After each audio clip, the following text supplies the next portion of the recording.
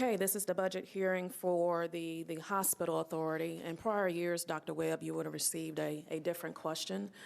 But this year, you do not have a status quo budget as some of the other departments. If you can articulate what the recommended budget request, what that entails as it relates to the operations of the hospital authority, you can go ahead and do such, and the floor is yours. Okay. Thank you, Madam Chair. Can you hear me okay? Is this okay? Louder? Closer? All right.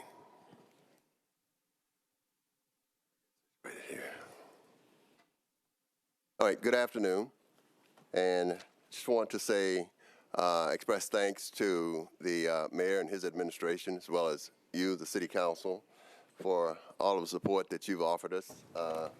We had a bit of a setback in November, and because of your support, we were able to take advantage of the reset and move forward. In April of this year, April 23rd, we celebrated 128 years of our anniversary and providing excellent health care to this patient population. And it's because of the services that were provided or the support that was provided by this body that we're able to continue to do that. And we do have support from the community as well as the all of the other support systems in the city.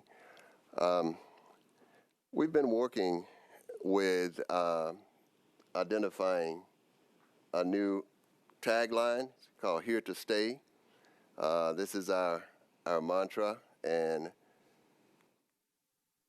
this is the mission of the hospital. Trying to see which one of these screens I want to look at here. The mission of the hospital has two components to it. The first is the component that services our patients to improve the health and wellness of Nashville by providing equitable access to coordinated patient-centered care. And the second part addresses our indexed teaching hospital role, which is support tomorrow's caregivers and translating science into clinical practice that supports our partner, Harry Medical College.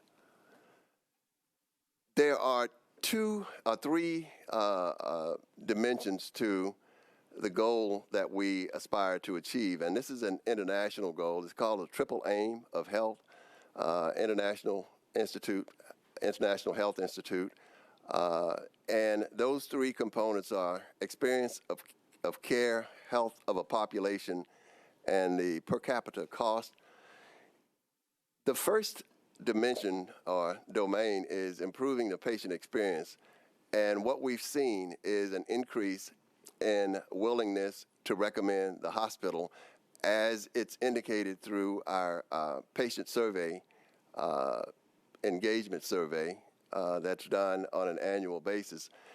And also the average length of stay, which has decreased from 3.5 days to 4.8 days over the prior year. Now, these are areas that indicate improved experience of care, but also the second bullet point there indicates a lowering cost as well. Health of the population shows where we are improving, statistically significantly improving the health outcomes of our patient population. What we saw was an 8% increase in those patients that have diabetes, their blood sugar, 8% increase in that population controlling their blood sugar. We saw a 2% increase in patients with their blood pressure, hypertension, congestive heart failure, controlling their blood pressure. And the final domain in this concept is the per capita cost, and that is the cost per unit of service. We are adhering to industry standards, staffing ratios. Our FTEs per adjusted occupied bed is below industry standard, meaning that we are staffing at a much more efficient rate than other nonprofit hospitals, which staff at 4.55, and FTEs represent employees. And so the efficiency is there.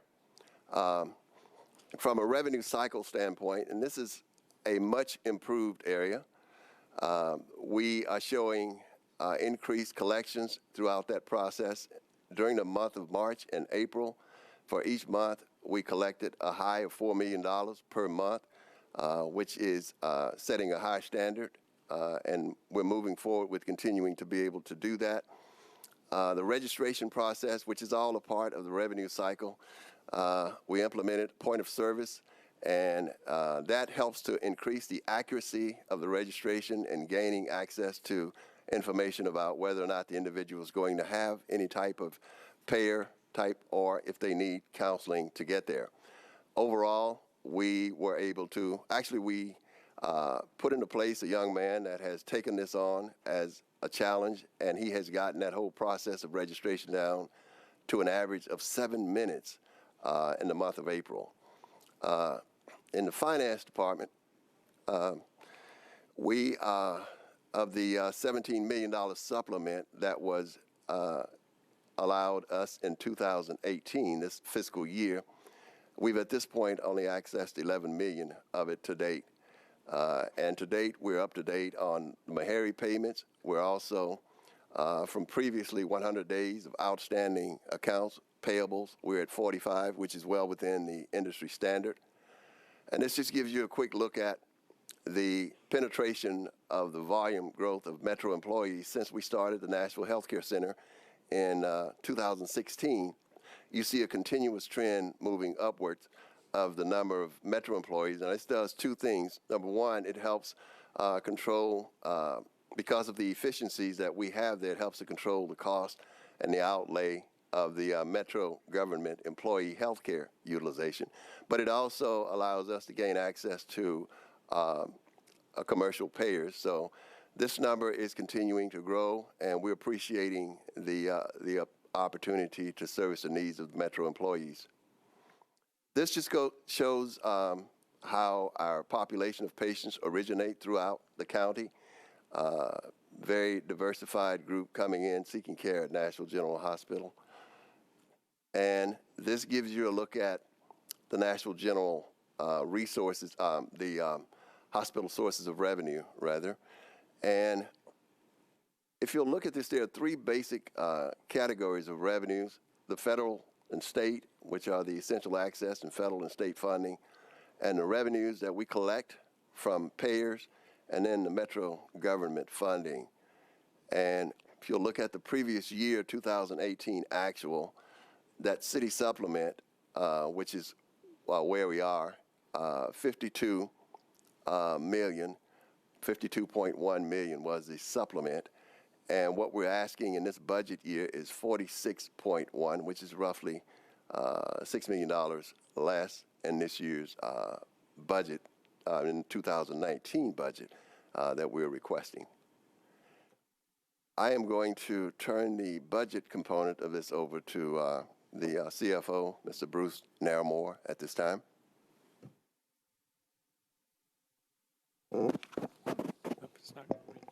There's a microphone right there.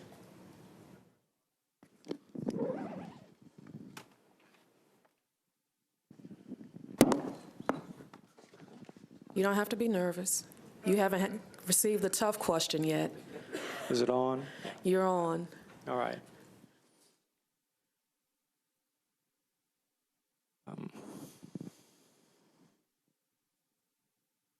A budget for 2000. First of all, we got to look at our 18 current actual projected, and you can see sort of the key numbers here. Our average daily census, which is actual of patients in a bed in an inpatient status, you can see it's dropped about 30% from the prior year.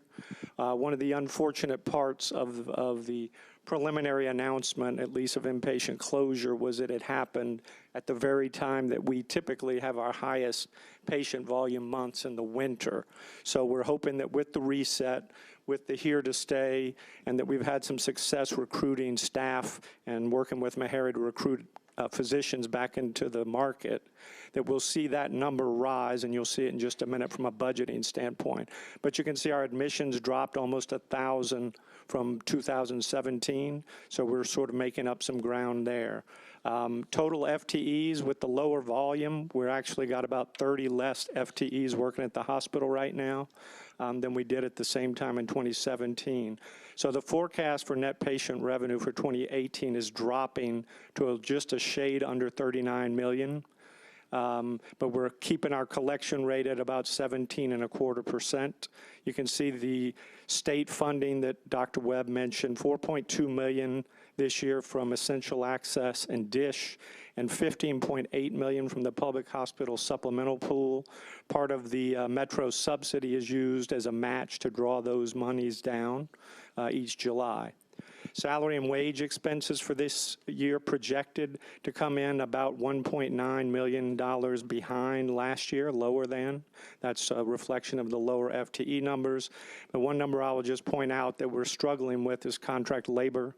You can see it's gone from $1.6 million to $4 million this year, and we need to bring that back down. We pay about a 60 to 70% premium for nurses or ancillary service providers to work at the hospital when they're not regular employees of the hospital. That's just the premium you pay. So we're hopefully going to be successful recruiting staff in. That's part of what our Here to Stay program is about, and we had a very successful start to that last week. We had about 165 individuals that came to a job fair. 20, I think, jobs were offered on the site, and I believe we have as many as 14 or 15 likely acceptances. And we have about 65 contract staff currently. Each one that we bring in that makes a dent in that contract labor will be to the benefit of the hospital's bottom line, and it'll be people that are with us every day that are committed to not only the mission but to their coworkers that come in to take the shift behind them. You can see physician and contract services, basically no change year over year. A little bit increase in repairs and maintenance. We're getting ready for our Joint Commission survey this year, which could happen anytime from now until October of 2018. We will have Joint Commission in for triennial survey. All hospitals have that. And then you can see bottom line for 2018 with the $52.1 million supplement, we expect our total net revenues to come in at about $111 million, and our total expenses excluding depreciation are $100 million, and then depreciation is roughly 4.7. So technically the income statement would reflect that we had a $5.9 million income for the 2018 fiscal year. Most of that income is actually used in the paying down of payables that were owed to both Meharry and to other outside entities.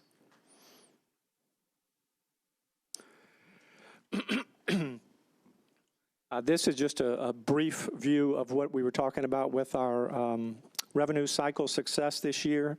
And I'll just point the trend line you can see for cash collections is on an upswing, even though my net revenue for since basically December is on a little bit of a downswing, which means that we're collecting dollars that are older in the process here. And so that's a tribute to the work being done in the revenue cycle department, registrations being done at the time the patients present themselves, and then chasing that money effectively with our commercial payers, Medicaid organizations as well. And so you can see for the last 12 months, we've collected 107% of revenue, which is unlikely typically to continue for very long. And actually for the month of April, which is not reflected on this chart, we collected $4 million again. And so this 12-month rolling that we show at finance in 2 weeks will probably be 110% of net revenue. So we're doing well there.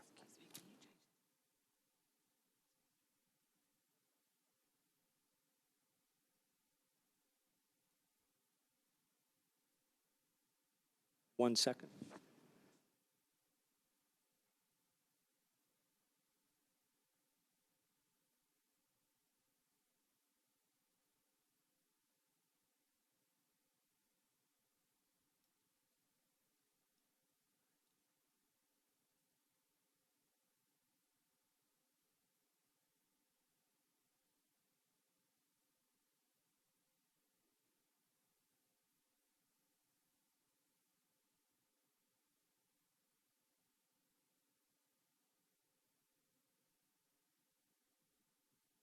It's okay. They can. It's no problem. It's the wrong presentation up. Just switch the presentation.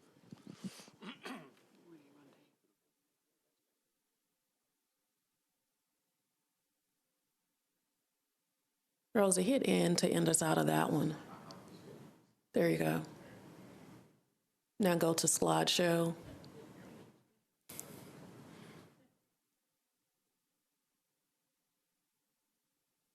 There we go. Now you have the full screen view. Yeah, let's just leave it.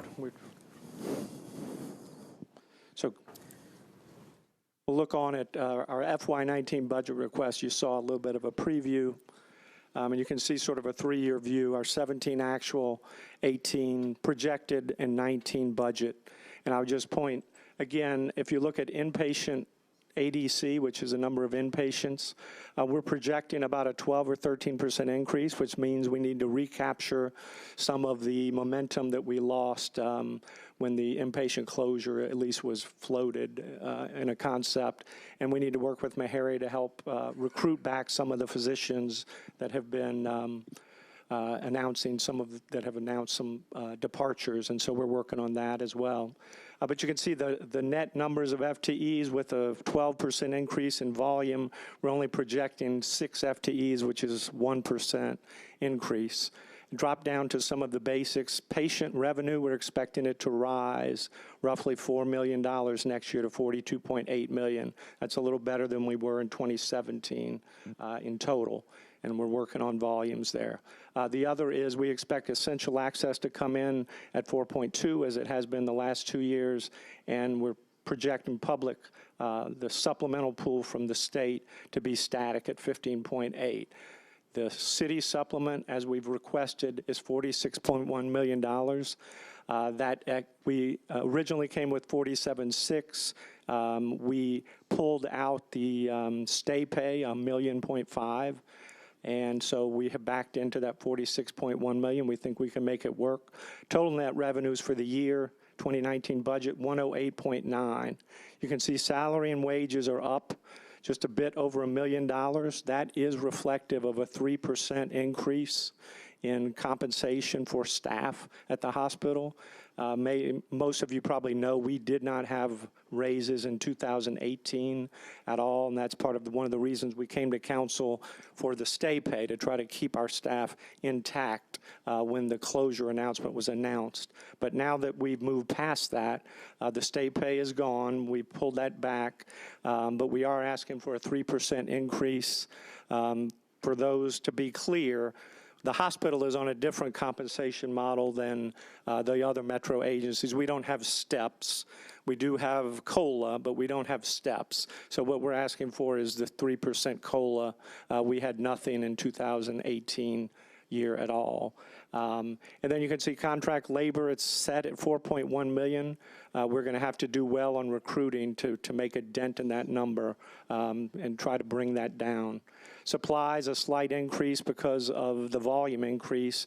And then our physician contract and services, they naturally escalate a bit because we have to pay Meharry or other third-party payers for some of the physician services that we provide to those patients in need.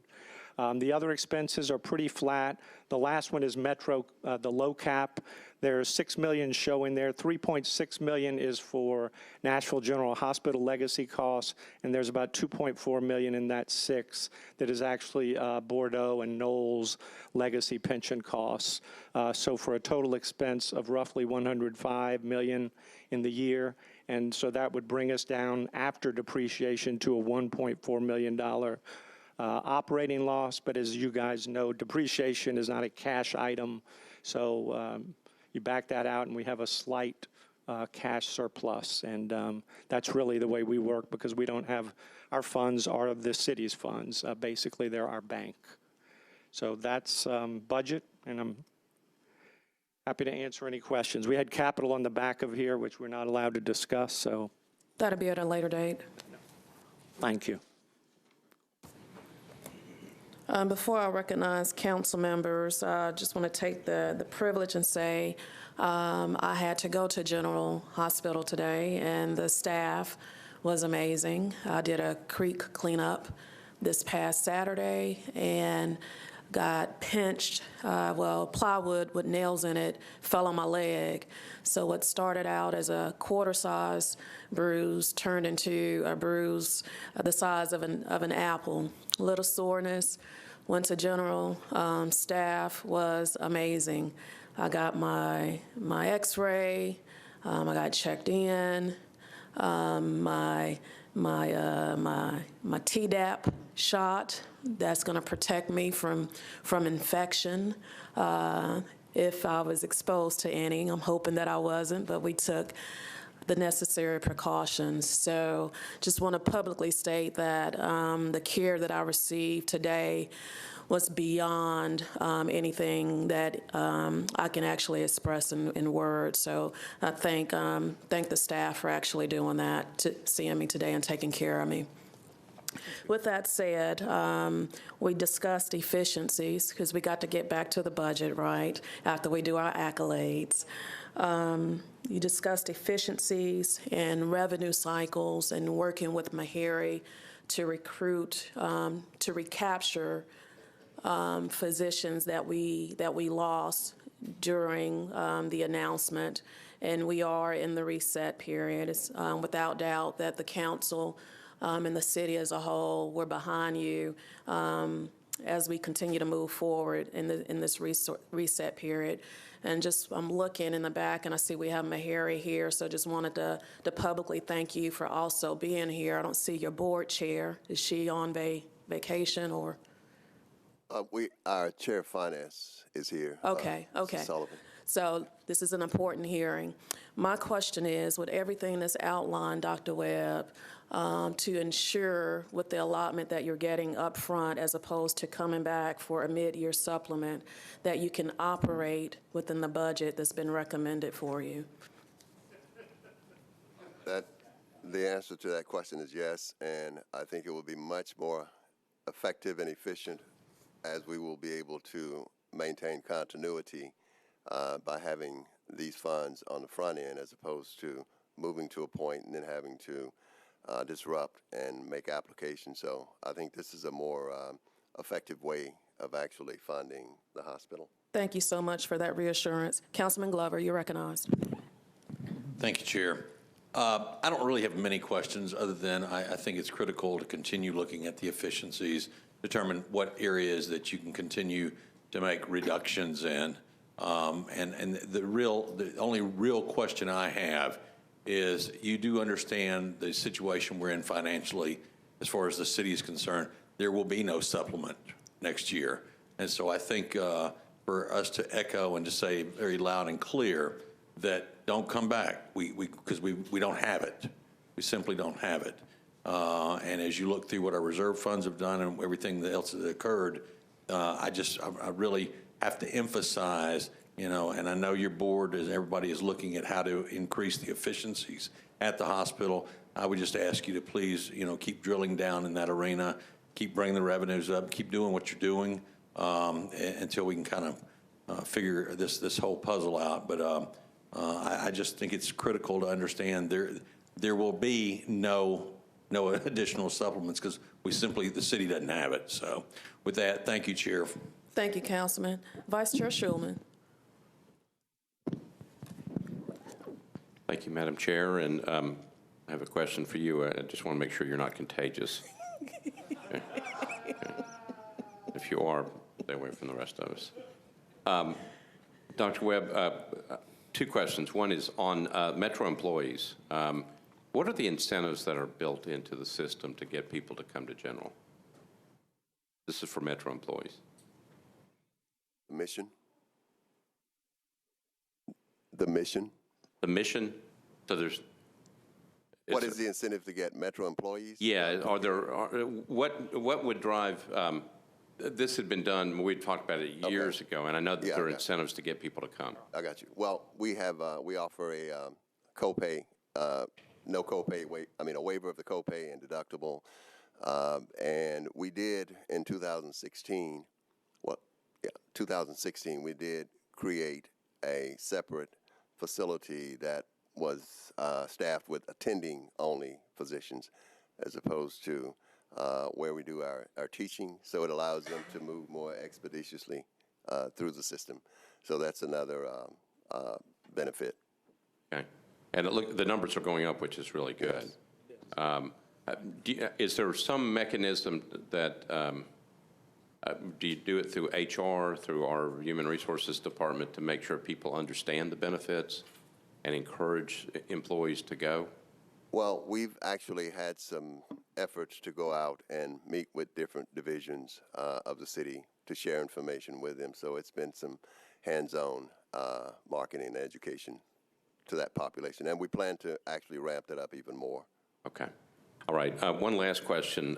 So I'm looking, we don't get a lot of information in here about the hospital authority budget. But on the budget presentation, there was about $6 million, I think, that's listed for both Knowles and for Bordeaux.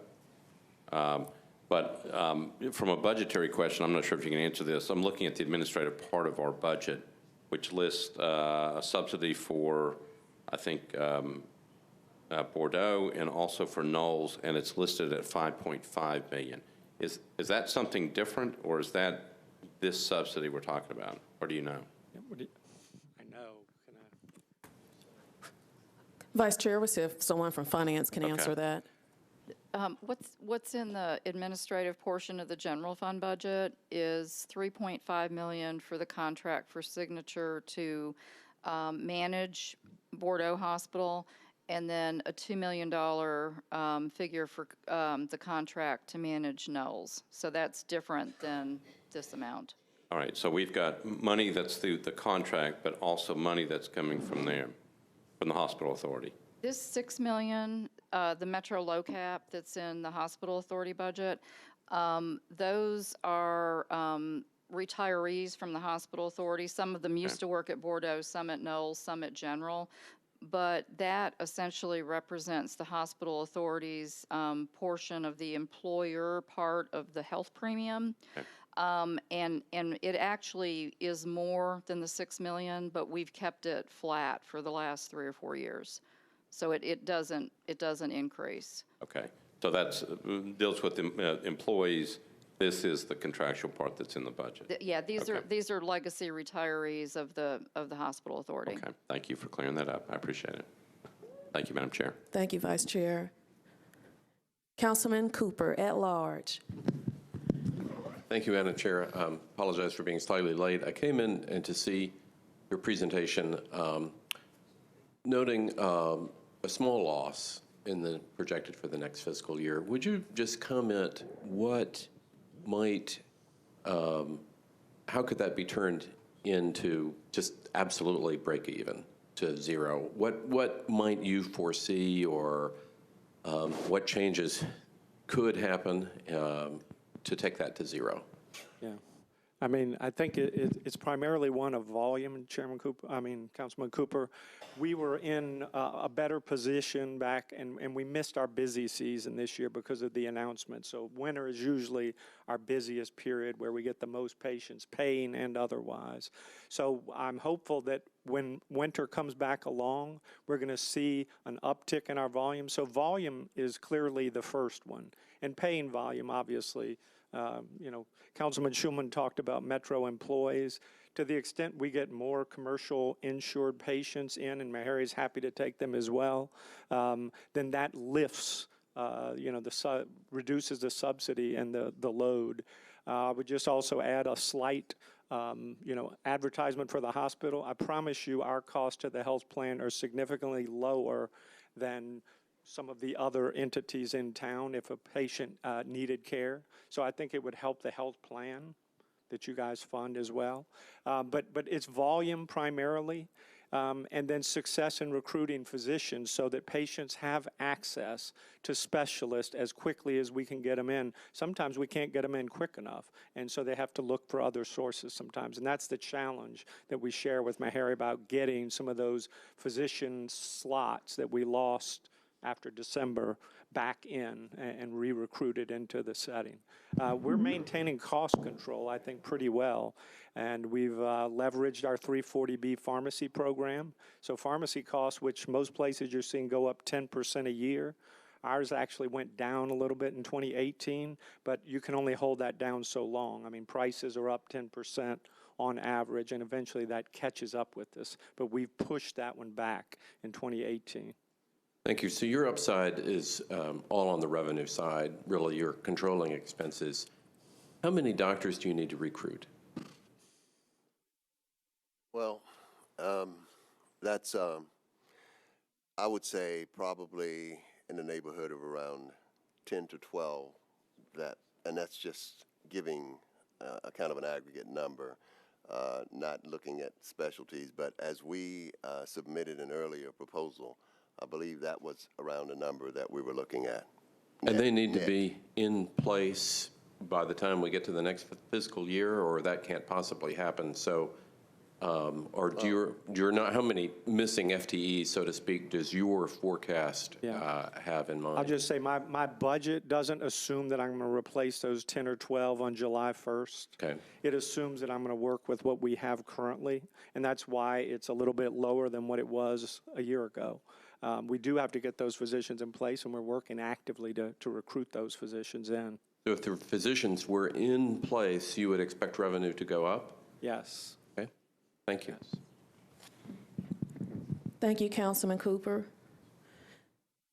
Councilman Hastings. Thank you, Madam Chair. Just really quickly, I just wanted to speak on the, excuse me, the use of the hospital. And me being someone that uses the facilities, and I know we talked about earlier, I just punched in and it just got to me. And I wanted to encourage everyone to, in the Metro system, to utilize our facilities. And whatever that we need to do with Channel 3 or whatever else, we need to publicize that as much as possible. That's all I wanted to say. Thank you, Councilman. You can start by putting it in your newsletter. Council Lady Blaylock.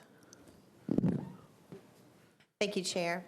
I've got a question to see if you have tried to, your vendors, your current vendors, have you went and, I guess, looked at your new contracts to see if you could save some money, like RCM, those type of things?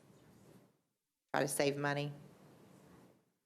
Yeah, we do. I mean, we look hard and we cry poor often to our vendors. It was hard. It's easier now because my payables are at 45. They listen more than when they're at 120 and you're not paying them. So we do a lot of work in that space, not so much in RCM space. That's most of our own team that we're turning those numbers around. But we do use, a large group purchasing organization, Vizient, and sort of our challenge is to push 80 to 85% of our spend through that entity, where we get better pricing and lower distribution costs and better drops, number of drops at the hospital. So I have to keep less inventory on hand, and everything that you keep gets stale or has a chance of running out. So I think we've gotten a lot tighter there. We've got a good pharmacy director who's as cheap as I am. And, so, I mean, I think we're turning over, but I promise you there's always stones to turn over. And I look, pretty much most of us, we look at every invoice of any significant size and we challenge it. And people in the room will know that they get a lot of notes from me. But that's throughout the organization. We are trying really hard to get that number to 0 in 2019. Who would you say your largest vendor is? I would say McKesson, nationally. And what about service vendors? Have we looked at those contracts again lately? We do. I would just say in some cases we do have a slight lean to local. Where in some cases perhaps there's a slight advantage to going with somebody national. We try to use local vendors where we can. I mean, I think about things like linen and services of that sort that every hospital has, and we use sort of a smaller regional player rather than one of the big nationals. But they're good service, and they've. But we chase everybody for every nickel. And like I said, for the first time, we've got a chance to negotiate harder because we're paying according to terms. They didn't listen last year. They're listening this year. Okay, thank you. Thank you, Council Lady. Council Lady Johnson, Karen Johnson. Thank you, Chair Vercher. Thank you, Chief Webb. Just totally appreciate everything you do. You have done a tremendous job in stabilizing things and working within what you have been given, because you definitely still deserve more. And we just appreciate your great fiscal leadership in getting us to this point. I had a question similar to Councilman at Large Cooper. You answered some of it. And my question was around the number of physicians that you had mentioned that had left when that announcement was made about inpatient services. So to clarify that, you did say it was around 10 to 12? That was the actual total number of physicians that we feel like we need in order to get us to a point where we could start to grow revenues. That really wasn't factoring in some of the acute departures that occurred around the announcement. But you know, as those have left, you know, Harry is also working to backfill those positions as well. So there's lots of activity going on both sides to quickly recoup that. Was that the nature of your question, or is that? Yes, and then I wanted to know, did it affect the number of patients? Because, you know, with doctors leaving, did the number of patients decrease? You know, people that they were seeing, were you able to retain those patients? How did that affect that? We saw a brief drop in our volume. Actually, we have picked up in our volume again, and so we have what we call what's referred to as hospitalists or hospital medicine physicians. And so even with some of the specialists leaving, our hospital medicine physicians are the ones who take care of patients in inside the hospital. That didn't change. Our emergency room doctors didn't change. So that throughput from emergency into inpatient would not have been affected. It was largely some of our specialists that were impacted. So it makes it a little more difficult for us to get patients in from the outside to see specialists. But you know, there are other specialists in the city, and when we can't locate one of ours, and we have the ability to send them to other specialists, we just like to have more in-house so that we can capture those revenues ourselves. Okay, well, as someone who actually hires and recruits physicians and nurses, I know the challenge that you face. I know when you answered Councilman Lawrence Cooper's question about you may not be able to get all of these folks that you would like in place by July 1st. I guess what I would want to know is, do you have some type of plan to utilize maybe doctors in training or something to fill in while you're moving towards that number that you would like to be at? What we're doing is we're working very closely with particularly the dean at Meharry. We're meeting weekly, and we have a list of physicians that we're recruiting in pursuit of. We have them at all stages. We have some that we're interviewing. We have some that we're extending offers to. So it's a very fluid process, and you know, we have a good recruiting process that's in place. So it's just going to take a little time, but we're getting it done. Well, I appreciate you, and like I said, you're doing an incredible amount of work with what you're given as a patient of General Hospital. I'm proud of the work that you do, and I'm going to be here for just a little short period of time now here because of winning the election. But until I leave the council, know that you have my full support while on council, and then after I leave council as a patient. Thank you, Council Lady. Council Lady Hurt, at large. Thank you, Madam Chair. My question is also regarding the physicians, and I know you have the attrition of physicians that you have. They have been there for quite some time, and I'm wondering what is the impact of you recruiting new physicians, because I'm sure there's a huge difference. You know, it's kind of like the NFL. You know, some of the old guys don't make quite as much money as the rookies that are coming into place. So I'm just wondering if you have any kind of impact with that. And also, I sent a letter to the hospital authority regarding the contract for the CEO. And I was wondering if any movement had been made in that regard. Well, I mean, there's a hospital board member here, isn't it? Yes. Okay, so maybe it would be more appropriate for them to respond. Okay. I can answer the first part of your question. Do we have a board member? We do. Yes. Our finance chairman is back there. He's on crutches, so you're going to have to give him a few seconds to get to a spot that he can speak. You want to repeat it? Council Lady, can you repeat your question? Yeah, my question is have you seen any impact on recruiting new physicians in comparison to the attrition of those seasoned physicians? Well, actually, in any organization, you know, there's always going to be that opportunity for salary compression. And so I think with Meharry physicians or general physicians, we're always going to have that challenge. So you just have to, again, make that adjustment as you go along to avoid dissatisfaction, because it can become a real issue. It's something that I've had conversation both with Dr. Hildreth and Dean Mallett about, and so we're all in agreement that we're going to have to address that issue. But we're still moving forward with, you know, with recruitment, and it's just a reality of it. The mic is on. Okay, what is the specific question for me? Is it the same that you asked Dr. Webb? No, I appreciate you making your way to the podium. I'm sorry I put you on. That's all right. But my question is that I had sent a letter to the hospital authority in regards to the CEO's contract, and I've not received any response to it, so I was wondering if there had been any movement.